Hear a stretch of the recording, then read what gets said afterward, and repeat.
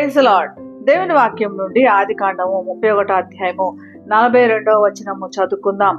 నా తండ్రి దేవుడు, అబ్రహాము దేవుడు, ఇస్సాకు భయపడిన దేవుడు నాకు తోడై ఉండని ఎడల నిశ్చయముగా నీవు నన్ను ఉట్టి చేతులతోనే పంపివేసి ఉందువు.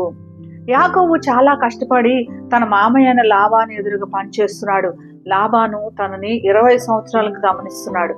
కానీ అయినా కూడా లాబాను యాకోబుని నమ్మనటువంటి పరిస్థితిలో ఉంది. యాకోబు తిరిగి తన ఇంటికి వెళ్తానంటే ఎట్టి పరిస్థితుల్లో కూడా లాబాను నమ్మట్లేదు. కానీ దేవుడు బలంగా లాబాన్ని హెచ్చరిస్తున్నాడు. యాకోబుతో నువ్వు అవునని కానీ కాదని నువ్వు మాట్లాడడానికి వీల్లేదని దేవుడు యాకోబు పక్షంగా ఉండి హెచ్చరిస్తున్నట్లుగా మనం చూస్తున్నాం.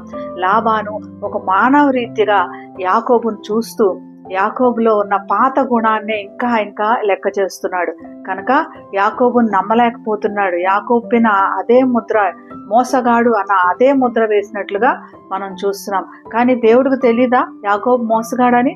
కానీ దేవుడు లాబాన్ని హెచ్చరిస్తున్నాడు. ఎట్టి పరిస్థితుల్లో యాకోబును నువ్వు వ్యతిరేకించడానికి వీల్లేదు, యాకోబును నువ్వు అడ్డగించడానికి వీల్లేదని దేవుడు లాబాన్ని హెచ్చరిస్తున్నాడు. ఎంత గొప్ప విషయం కదా! మనుషులు మన చుట్టూ మనకి ఒక ముద్ర వేసి మనకి పాత గుణంతోనే మనల్ని ఎప్పుడు వేలెత్తి చూపిస్తూ ఉంటారు. కానీ దేవుడు మన పక్షంగా పోరాడుతున్నాడు. అది మనకు కనపడట్లేదు, మనం గ్రహించట్లేదు. దేవుడు మన పక్కన పోరాడి మనల్లో ఉన్న ధైర్యాన్ని, మనలో ఉన్న గొప్పతనాన్ని చూపించడానికి ప్రయత్నం చేస్తున్నాడు.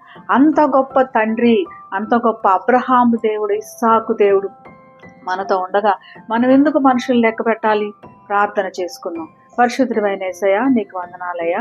మమ్మల్ని ఎప్పుడు ఉట్టి చేతులతో వదిలిపెట్టేవాడు కాదు, మమ్మల్ని ఎప్పుడు గొప్పగా చూచేవాడివి.